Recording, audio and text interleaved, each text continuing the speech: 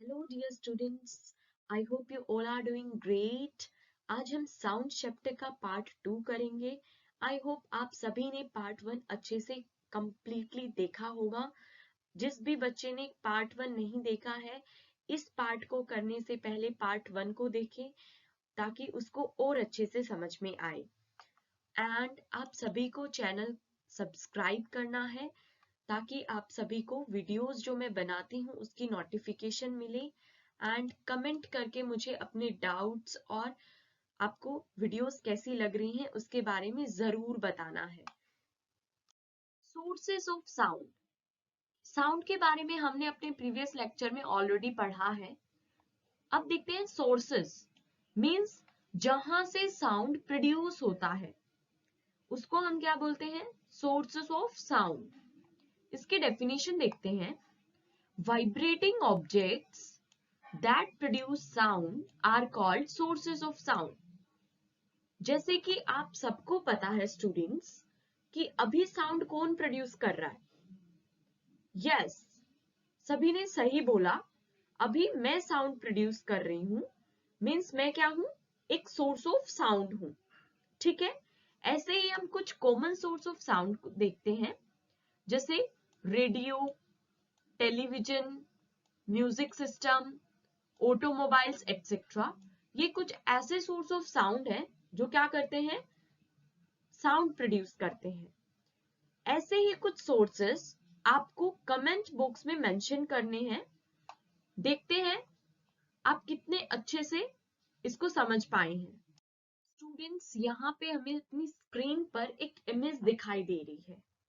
इस इमेज को हमें नोटिस करना है। सो हम क्लियरली ये देख पा रहे हैं कि यहाँ पे दो चिल्ड्रन हैं।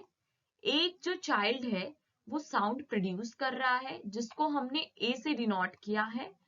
दूसरा जो चाइल्ड है वो साउंड को सुन रहा है जिसको हमने बी से डिनोट किया है। ए और बी जो चिल्ड्रन हैं इनके बीच में डिस्टेंस अच्छा खासा है। सो हम देखते हैं जो ए जो चाइल्ड है वो जो साउंड को प्रोड्यूस कर रहा है वो बी तक कैसे पहुंचता है। सो यहाँ पे जब ए चाइल्ड साउंड को प्रोड्यूस करेगा तो यहाँ पे जितने भी मीडियम में पार्टिकल्स हैं उनमें वाइब्रेशन होगा और वाइब्रेशन होके वो क्या करेंगी? वेव्स क्रिएट करेंगी। वेव्स जो होंगी वो क्या होंगी? जो चाइल्ड बी है वहां तक पहुंचेंगी और उसको क्या होगा? साउंड सुनाई देगा। सो हम बोल सकते हैं जो साउंड होगा वो कैसे पहुंच रहा है? वेव्स के थ्रू। ठीक है, अब जो ये वेव्स होती हैं इनको हम ऐसे डिनोट करते हैं कर्व्स की फॉर्म में। आपको दिख रहा है ना, इसमें इस पिक्चर में कर्व्स दिख रही हैं, है ना? सो ये क्या है? वेव है जो क्या करती है? ट्रेवल करती है और दूसरे के तक पहुंचने में अपने साउंड को हेल्प करती है।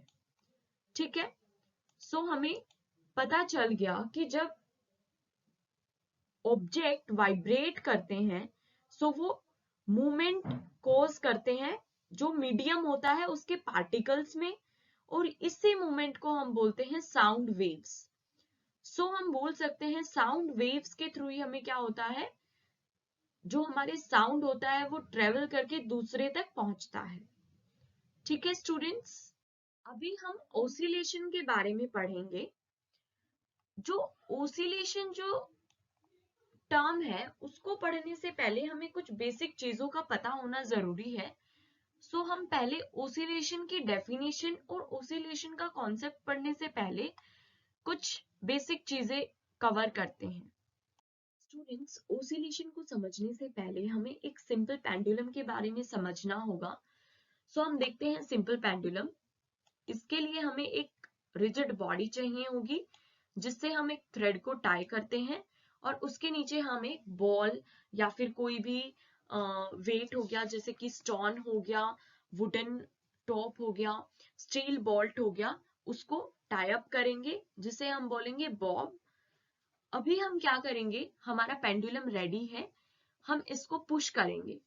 जब हम इसको पुश करेंगे तो ये फॉरवर्ड मूव करेगा एंड ये मैक्सिमम इतनी दूरी तक ही मूव कर पाएगा। देन ये अपनी जगह पे वापस आता है एंड ये बैकवर्ड मूवमेंट शो करेगा, दिस लाइक दिस।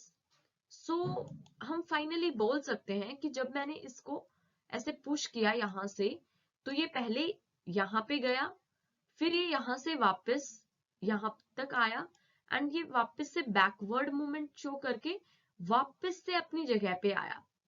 सो इसको हम क्या बोलते हैं, जहां पे बॉब फाइनली स्टॉप होता है उसको हम बोलते हैं मीन पोजीशन और इक्विलिब्रियम पोजीशन।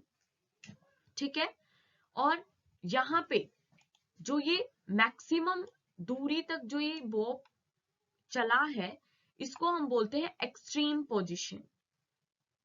ठीक है स्टूडेंट्स, अभी हम इसको एक वेव की फॉर्म में देखते हैं। देखो यहाँ पे क्या है, इनिशियली ये इसकी मीन पोजीशन दिखा रखी है, ये मैक्सिमम यहां तक चलता है। ठीक है, ये इसकी मैक्सिमम एक्सट्रीम पोजीशन है। फिर ये क्या करेगा, वापस से अपनी मीन पोजीशन पे आएगा।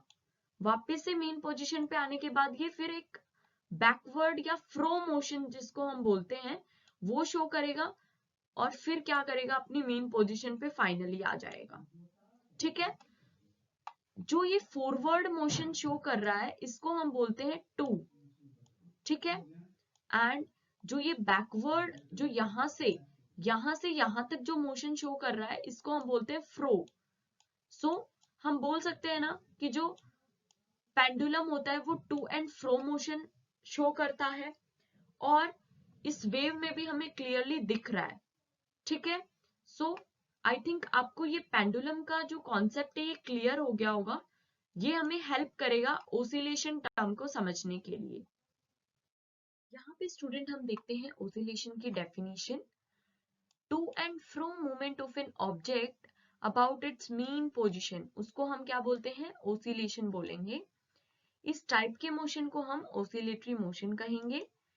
अभी इस इमेज में हम देखते हैं स्टार्टिंग में जो हमारा पेंडुलम था वो रेस्ट पे था, मींस ये क्या है, उसकी मीन पोजीशन है।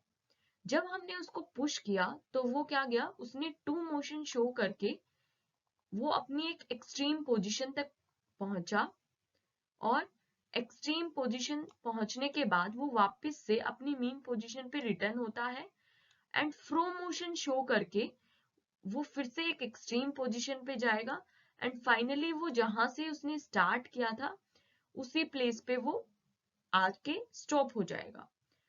ठीक है, सो ये क्या है, टू मोशन, ये क्या है, fro motion. So to and fro motion किसी भी ऑब्जेक्ट का अब उसकी मीन पोजीशन, ये उसकी क्या है, मीन पोजीशन है, उसके उसको हम बोलेंगे ओसिलेशन। सो यहाँ पे हमें इस इमेज में क्या दिखाया गया है, एक ओसिलेशन दिखाया गया है, सिंपल वन ओसिलेशन यहाँ पे दिखाया गया है। स्टूडेंट्स, ओसिलेशन टर्म को समझने के बाद अब हम देखते हैं एम्पलीट्यूड के बारे में।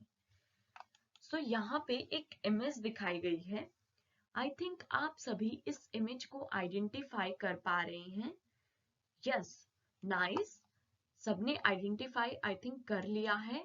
ये क्या दिखाया गया है, हमें एक सिंपल पेंडुलम दिखाया गया है। यहाँ पे हम सबको पता है इनिशियली वो उसकी मेन पोजीशन कहाँ पे है, ए पे है। जब हम इसको पुश करेंगे देन वो ए से कहाँ पे जाएगा, सी पे, सी से वापस से ए पे जाएगा एंड ए से फिर बी पे एंड बी से फाइनली ए पे। सो ऐसे वो क्या कर रहा है, अपनी मेन पोजीशन पे वापस आ रहा है ना। सो ये क्या है, हमारा एक ऑसिलेशन। अभी हम एम्पलीट्यूड के बारे में देखते हैं।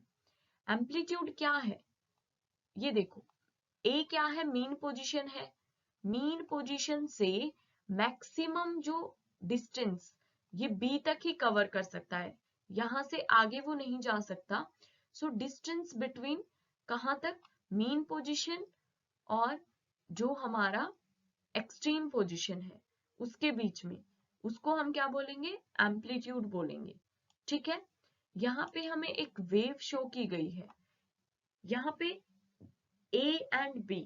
सो हम क्लियरली आइडेंटिफाई कर पा रहे हैं ना कि जो B जो वेव है उसमें मीन पोजीशन से ज्यादा दूरी पर एक्सट्रीम पोजीशन है। सो एम्पलीट्यूड किस केस में ज्यादा होगा? बी में। यस, क्योंकि यहाँ पे मीन एक्सट्रीम पोजीशन और मीन पोजीशन के बीच में क्या है? डिस्टेंस ज्यादा है। ठीक है। सो amplitude is defined as the maximum distance of the vibrating object from its main position। इसको डिनोट किया जाता है कैपिटल ए से, और एसआई यूनिट में इसकी जो यूनिट होती है जिससे मेजर किया जाता है वो होती है मीटर।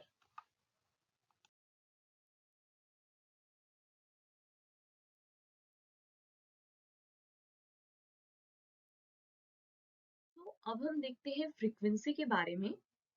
फ्रीक्वेंसी क्या होती है? ये नंबर ऑफ वाइब्रेशंस और ऑसिलेशंस पर सेकेंड, उसको हम बोलते हैं फ्रीक्वेंसी, कि हर सेकंड में कितने नंबर ऑफ वाइब्रेशंस या ऑसिलेशंस हो रहे होते हैं, वो क्या होती है? उसकी फ्रीक्वेंसी होती है। इसको डिनोट किया जाता है स्मॉल f से, एंड इसकी जो यूनिट ऑफ फ्रीक्वेंसी होती है एसआई सिस्टम में वो होती है हर्ट्ज, और इसको hz से भी डिनोट किया जाता है। Students, oscillation, frequency and amplitude को और अच्छे से समझने के लिए हम एक बार इस इमेज को देखते हैं। यहाँ पे हमें दो वेव्स दिखाई गई हैं, ए एंड बी। देखो, जो ए वेव है इसमें मीन पोजीशन से एक्सट्रीम पोजीशन के बीच में जो डिस्टेंस है ये कम है जब हम इसको कंपेयर करते हैं बी वेव से। सो यहाँ पे डिफरेंस क्या आ गया? जो बी वेव है इसमें एम्पलीट्यूड ज्यादा होगा। हमें पता है ना, जो डिस्टेंस होगा मीन का, मीन पोजीशन का यहाँ से एक्सट्रीम पोजीशन तक, उसको हम एम्पलीट्यूड बोलते हैं। सो बी जो वेव है उसमें एम्पलीट्यूड ज्यादा है। ठीक है, हमने मान लिया। अब हम देखते हैं ओसिलेशन। ओसिलेशन में हमने देखा था ना टू एंड फ्रो मूवमेंट। ये क्या है? टू मूवमेंट है, ये क्या है? फ्रो। सो यहां से यहां तक एक कंप्लीट क्या है? ओसिलेशन, एक ओसिलेशन है।